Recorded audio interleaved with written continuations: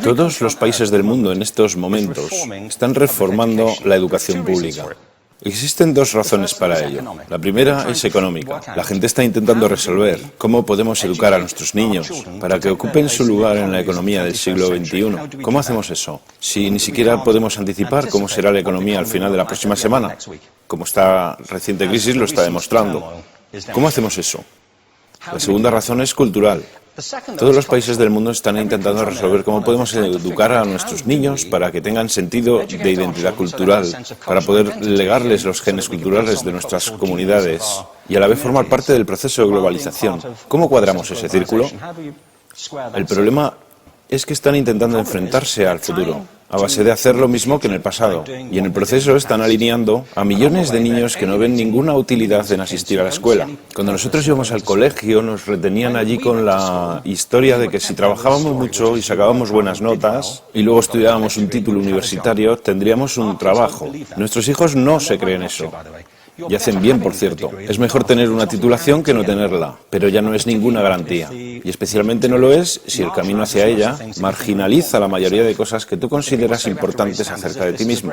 Hay gente que dice que hay que subir los estándares, que eso sería un avance. Ah, ¿sí? Sí, lo deberíamos hacer. ¿Y por qué ibas a querer rebajarlos? No me he encontrado con ningún argumento que me convenza para bajarlos. Pero subirlos, por supuesto que habría que subirlos. El problema es que el sistema educativo actual fue diseñado, concebido y estructurado para una era diferente. Fue concebido en la cultura intelectual de la Ilustración y en las circunstancias económicas de la Revolución Industrial. Antes de la mitad del siglo XIX no había sistemas educativos públicos. En realidad no. O sea, podrías estudiar con los jesuitas si tenías dinero, pero la educación pública, pagada con los impuestos, obligatoria para todo el mundo, gratuita y a la vuelta de la esquina, era una idea revolucionaria. Y mucha gente se opuso a ello. Decían, no es posible para muchos niños pobres que están en la calle beneficiarse de la educación pública. Son incapaces de leer y escribir. ¿Por qué perder tiempo con esto? Y también se asienta sobre una serie de suposiciones sobre la estructura social y la capacidad de las personas. Fue dirigido por el imperativo económico de aquel momento, pero a lo largo de todo ello se infiltró el modelo intelectual de la mente, el cual era esencialmente la idea que la Ilustración tenía sobre la inteligencia. La auténtica inteligencia consistía en cierta capacidad para el razonamiento deductivo y un conocimiento amplio de la cultura clásica. Se podría resumir en capacidad académica. Y esta idea está fuertemente enraizada en la reserva genética de la educación pública. El creer que hay dos tipos de personas, académicas y no académicas, y la consecuencia de eso es que mucha gente brillante se creen que no lo son porque han sido evaluados siguiendo este concepto de mente. Así que tenemos dos pilares gemelos, el económico y el intelectual. Y desde mi punto de vista, este modelo ha causado caos en la vida de mucha gente. Ha habido gente que se ha beneficiado maravillosamente de él, pero la mayoría de la gente no.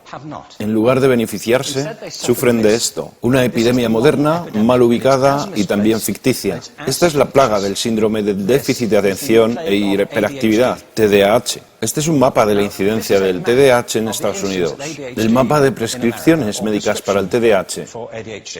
No me malinterpreten, no quiero decir que el síndrome de déficit de atención no exista. Yo no tengo la formación necesaria para ello. Sé que la amplia mayoría de psicólogos y pediatras creen que sí, pero aún es un tema a debatir. Lo que sí me consta es que no se trata de una epidemia. Estos niños están siendo medicados tan rutinariamente como a mi generación nos quitaban las amígdalas, por los mismos motivos caprichosos y por la misma razón la moda de la medicina. Nuestros hijos están viviendo en el periodo más intensamente estimulante de la historia de la Tierra. Están siendo acosados con información y les están reclamando su atención desde todos los medios. Los ordenadores, los iPhone, las vallas publicitarias y cientos de canales de televisión. Y nosotros les penalizamos por distraerse. ¿Distraerse de qué? Cosas que son un aburrimiento, en la escuela sobre todo. Me parece a mí que no es totalmente una incidencia el hecho de que la incidencia del TDAH haya crecido paralela al incremento de los test estandarizados. A estos niños se les está dando cosas como Ritalin, Adderall, a menudo medicación bastante peligrosa, solo para hacer que se concentren y se calmen. Pero según esto, el déficit de atención aumenta al ir al este de este país. La gente empieza a perder el interés en Oklahoma.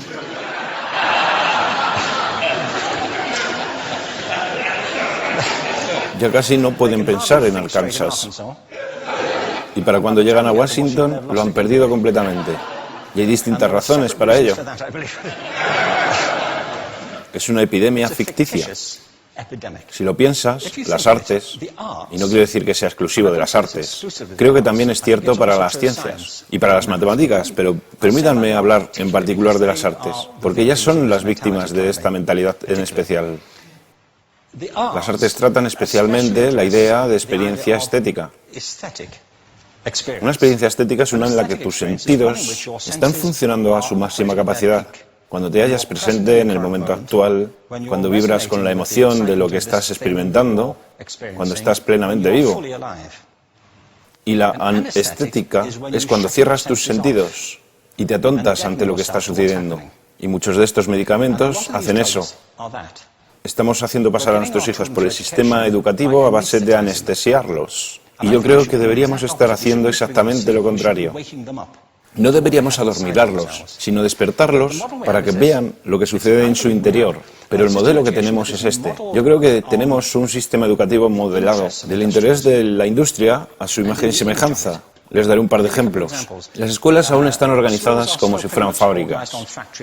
Tienen timbres que suenan, instalaciones separadas, están especializadas por asignaturas. Aún educamos a los niños por lotes. Les hacemos pasar por el sistema según su grupo de edad. ¿Por qué hacemos eso? ¿Por qué suponemos que lo más importante que los niños tienen en común es su edad? Parece como si lo más importante de ellos fuese su fecha de fabricación, ¿no?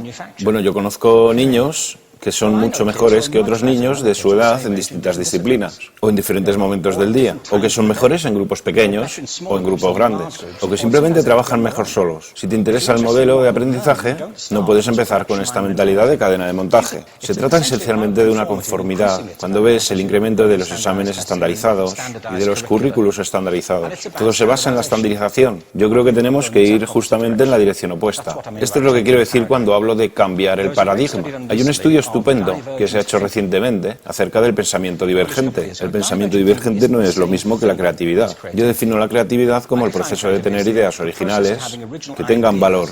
Pensamiento divergente no es sinónimo de creatividad, pero es un componente esencial de la misma. Es la capacidad de ver montones de respuestas posibles a una cuestión.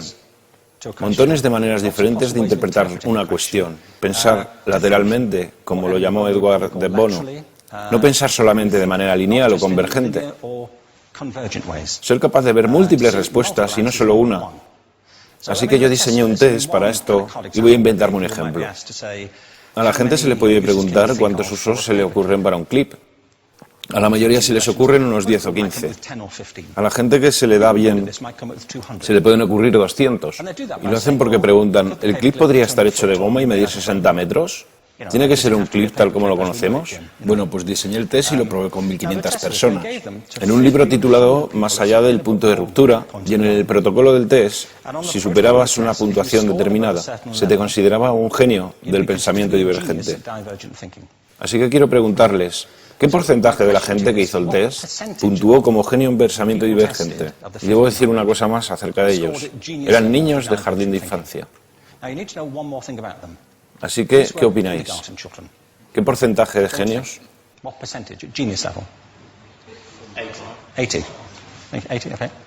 98%. Bueno, la cuestión es que era un estudio longitudinal, así que los mismos niños volvieron a hacer el test 5 años después, en edades entre 8 y 10 años. ¿Qué pensáis? ¿50%? Volvieron a hacerles el test otra vez, 5 años más tarde, cuando tenían entre 13 y 15 años de edad. Y se observa una tendencia, ¿no? Bueno, esto nos indica algo interesante, porque se supone que tendría que ser al revés, ¿no?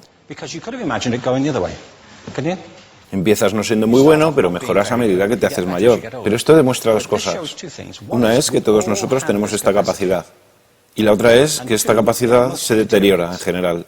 Muchas cosas les han pasado a estos niños durante su crecimiento, pero yo estoy convencido que lo que más les ha influenciado es que a estas alturas ya han obtenido una educación académica. Se han pasado 10 años en la escuela, oyendo que solo hay una respuesta correcta. Esta es la parte de atrás del libro, pero no la mires. Y no copies, porque eso es engañar.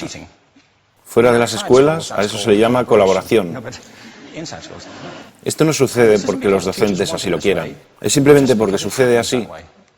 Es porque se halla presente en la reserva genética de la educación. Tenemos que pensar de forma diferente acerca de la capacidad humana. Tenemos que superar esta vieja idea acerca de lo académico y lo no académico, lo abstracto, lo teórico, lo vocacional, y empezar a verlo como lo que es, un mito. En segundo lugar, tengo que reconocer que la mayor parte de las veces el buen aprendizaje se da en grupos y que la colaboración es lo que alimenta el crecimiento. Si atomizamos a las personas, las separamos y los juzgamos por separado, formamos una especie de desconexión entre ellos y su ambiente de aprendizaje natural. Y en tercer lugar, un asunto importante es la cultura de nuestras instituciones, los hábitos de estas instituciones y los hábitats que ocupan.